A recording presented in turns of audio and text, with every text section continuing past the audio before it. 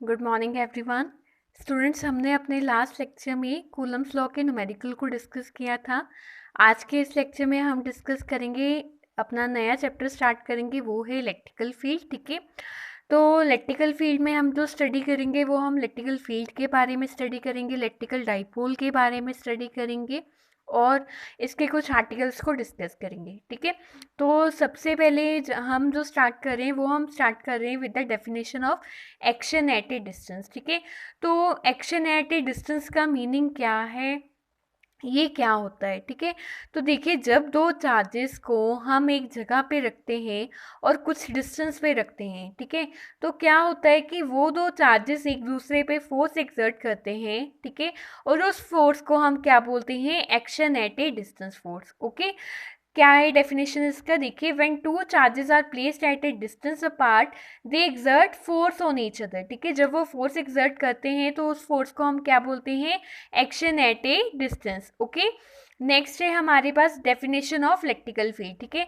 तो electrical field क्या होता है, तो इलेक्ट्रिकल फील्ड वो होता है actually the space around an electrical charge.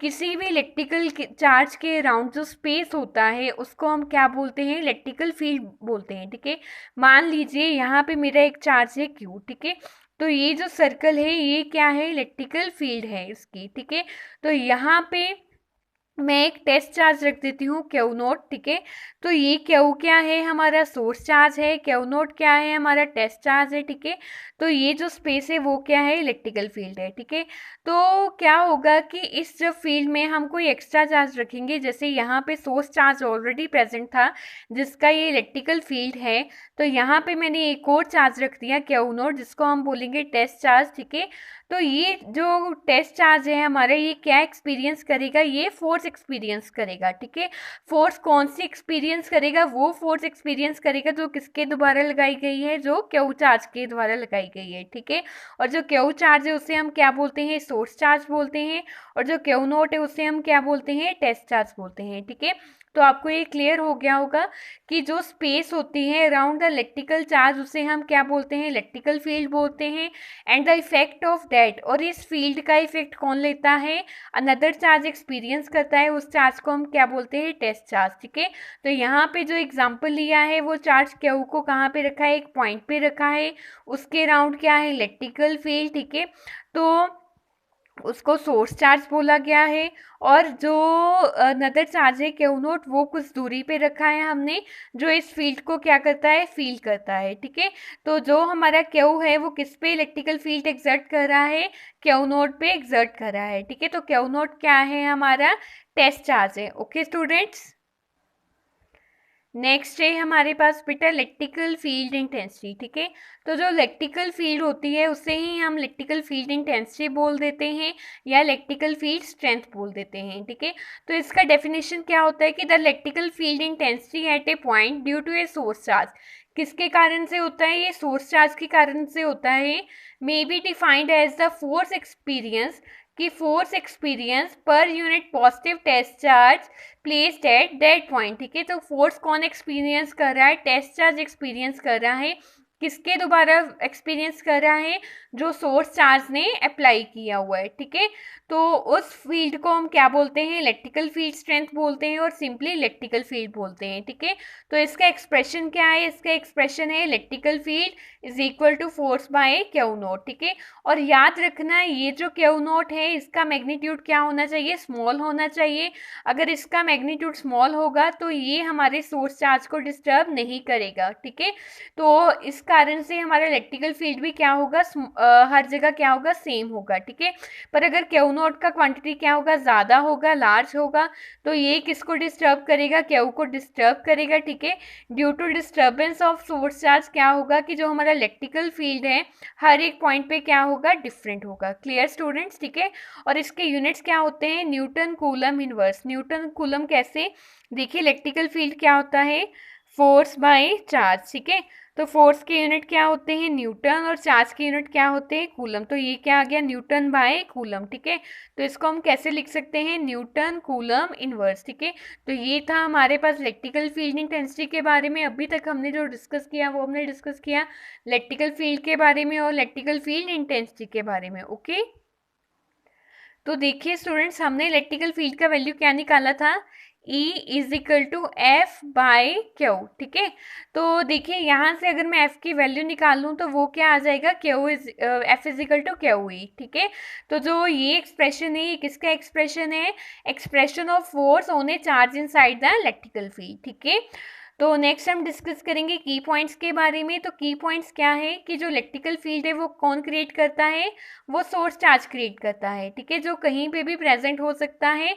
और ये जो फील्ड है वो सिंगल चार्ज भी प्रोड्यूस कर सकता है, ग्रुप ऑफ डिस्क्रीट चार्जेस भी प्रोड्यूस कर सकते हैं, और कंटिन्यूस चार्ज डिस्ट्रीब्यूशन भी प्रोड्यूस कर सकता है, ठीक है। और जो डायरेक्शन है फोर्स का, वो हमेशा किस तरफ होगा, जिस तरफ पॉजिटिव चार्ज का डायरेक्शन है, ठीक है। और हमें पता है जो इलेक्ट्रिकल फील्ड इंटेंसिटी है वो क्या है, एक वेक्टर क्वांटिटी है, ठीक है, इसका डायरेक्शन भी है और मैग्नीट्यूड भी है, ठीक है। नेक्स्ट है physical significance of electrical field. तो फिजिकल सिग्निफिकेंस क्या है इलेक्ट्रिकल फील्ड का, देखिए ये हमें बताता है कि अगर दो चार्जेस को हमने कुछ डिस्टेंस पे रखा हुआ है तो वो एक दूसरे पे क्या एक्सर्ट करेंगे, फोर्स एक्सर्ट करेंगे, ठीक है। और ये हमें क्या प्रोवाइड करता है, ये हमें मेथड प्रोवाइड करता है कि अगर किसी चार्ज पे फोर्स एक्सपीरियंस हो रहा है, अगर यह फोर्स लग रही है या उसको वो एक्सपीरियंस कर रहा है, तो उसको हम इलेक्ट्रिकल फील्ड की टर्म में कैलकुलेट कर सकते हैं, ठीक है। That is the physical significance of electrical field, okay. Next है electrical field due to a point charge और electrical field intensity due to a point charge, ठीक है। Electrical field due to a point charge और electrical field intensity due to a point charge का हमने एक article discuss करना है, जिसमें हमने इलेक्ट्रिकल फील्ड का वैल्यू कैलकुलेट करना है, ओके। तो देखिए हम स्टार्ट करेंगे कि हमारे पास दो पॉइंट चार्जेस हैं, एक पॉइंट चार्ज O पे है, दूसरा पॉइंट चार्ज क्या है, P पे है, ठीक है। जो Q है वो हमारा क्या है, सोर्स चार्ज है, और जो Q नोट है वो हमारा क्या है, टेस्ट चार्ज है, ठीक है। तो सोर्स चार्ज क्या कर रहा है, अपने अराउंड एक फील्ड क्रिएट कर रहा है, ठीक है। और जो Q नोट है उस फील्ड को एक्सपीरियंस कर रहा है, और इन दोनों के बीच में डिस्टेंस क्या है, R है, ठीक है। तो अकॉर्डिंग टू कूलम्स लॉ, तो सबसे पहले हम कूलम्स लॉ लगाएंगे। कूलम्स लॉ क्या बोलता है कि जो फोर्स है डायरेक्टली किसके प्रोपोर्शनल होती है, प्रोडक्ट ऑफ चार्जेस के, और इनवर्सली किसके प्रोपोर्शनल होती है, स्क्वायर ऑफ द डिस्टेंस के, ठीक है। तो यहाँ पे क्या आ जाएगा, F is equal to 1/4πε0 Q naught by r square into r cap, okay. और हमें पता है कि जो आर कैप है वो क्या है, unit vector directed along Q to Q naught, जो Q से Q नोट की तरफ है, ठीक है। हमें पता है इलेक्ट्रिकल फील्ड क्या होता है, F/Q नोट। तो यहाँ पे F की वैल्यू थर्ड वाली पुट करोगे तो यहाँ पे ऐसा बन जाएगा, Q नोट के साथ कैंसिल हो जाएगा, और इलेक्ट्रिकल फील्ड का वैल्यू क्या आ जाएगा, E is equal to 1/4πε0 Q/r² into r cap, ठीक है।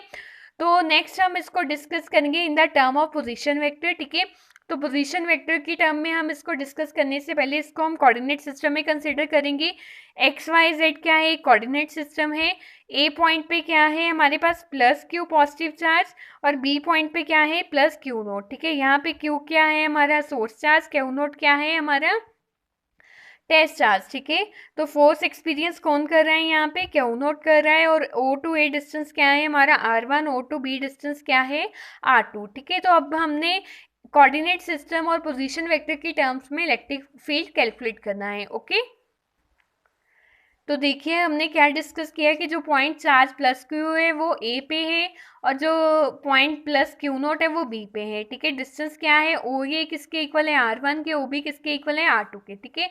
सबसे पहले हम कूलम्स लॉ लगाएंगे। कूलम्स लॉ क्या आएगा, क्यू नोट R स्क्वायर 1 2 और R कैप 1 2, ठीक है। तो R स्क्वायर 1 2 क्या है, distance from unit vector from R1 to R2, ठीक है।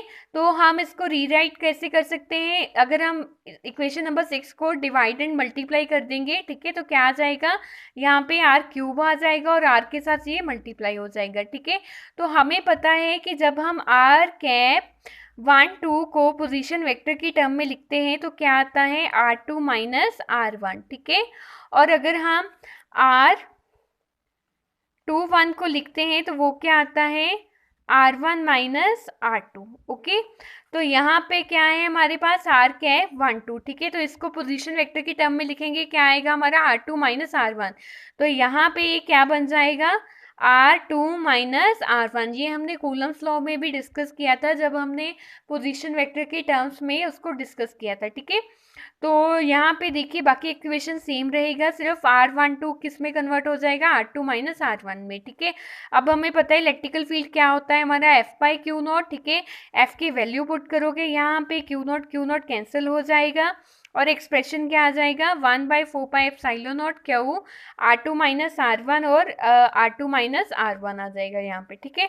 नेक्स्ट है कि बेटा अगर हम A और जो हमारा OA डिस्टेंस है उसको R मान लें और OB डिस्टेंस को R डैश मान लें, ठीक है, तो हम इस एक्सप्रेशन को कैसे उसकी टर्म में लिख पाएंगे। तो देखिए अगर हम OA डिस्टेंस को R मान लेते हैं और OB को R डैश मान लेते हैं तो जो हमारा लास्ट वाला एक्सप्रेशन था वो हम ऐसे लिखेंगे, ठीक है। नेक्स्ट है हमारे पास electrical field intensity due to a group of charges और principle of superposition of electrical field, ठीक है। देखिए ये हेडिंग आपको इस टर्म में भी पूछ सकते हैं और ऐसे भी पूछ सकते हैं, ठीक है। तो प्रिंसिपल ऑफ सुपरपोजिशन क्या बोलता है कि हमने इलेक्ट्रिकल फील्ड कैलकुलेट करना है एक पॉइंट का जिसपे सभी चार्जेस क्या लगा रहे हैं, अपनी अपनी फोर्स लगा रहे हैं, ठीक है। तो वो बोलता है कि उसका जो इलेक्ट्रिकल फील्ड है वो किसके इक्वल होगा, सम ऑफ इलेक्ट्रिकल फील्ड्स के, जितनी भी उस पर लगाई जा रही है, ठीक है। तो हमें पता है इलेक्ट्रिकल फील्ड का ये अगर फॉर्मूले की बात करें तो यहाँ पे क्या आ जाएगा, 1/4πε। तो समेशन क्यों लगाया, क्योंकि नंबर ऑफ चार्जेस इस पे एक्ट कर रहे हैं, ठीक है। तो I is equal to 1 to n, ठीक है। I इट मीन्स 1 भी हो सकता है, 2 भी हो सकता है, n तक मतलब जितना भी है वो इस पे क्या लगा रहे हैं, फोर्स लगा रहे हैं, ठीक है। किस पे लगा रहे हैं, तो चार्जेस हमारे पास यहाँ पे क्या आएंगे, QI आएंगे, डिस्टेंस क्या आएगा, RI का स्क्वायर आएगा और यूनिट वेक्टर क्या आएगा, RI कैप आएगा, ठीक है। तो हम ये मान लेते हैं कि जो चार्जेस है वो पॉइंट चार्जेस है और क्या है उनका रिप्रेजेंटेशन कैसे कर सके हम, Q1 Q2 Q3 Qn, ठीक है। डिस्टेंस कितना है उनका, R1 R2 R3 और सो ऑन Rn। अब हमने क्या कैलकुलेट करना है, हमने इलेक्ट्रिकल फील्ड इंटेंसिटी कैलकुलेट करना है, ओके। तो देखिए इलेक्ट्रिकल फील्ड इंटेंसिटी कैलकुलेट करने के लिए हम क्या करेंगे, सबसे पहले उसको पोजीशन वेक्टर की टर्म में लिखेंगे। पोजीशन वेक्टर की टर्म में आ रहा है स्क्वायर क्या आ जाएगा, R माइनस RI डैश, ठीक है। इलेक्ट्रिकल फील्ड क्या होता है, F by Q not. F का वैल्यू पुट करोगे और क्यू नॉट क्या हो जाएगा, कैंसिल हो जाएगा। एक्सप्रेशन आपके पास क्या रह जाएगा, 1/4πε0 समेशन I 1 to n, ठीक है, QI divided by R minus RI और R माइनस RI, ओके।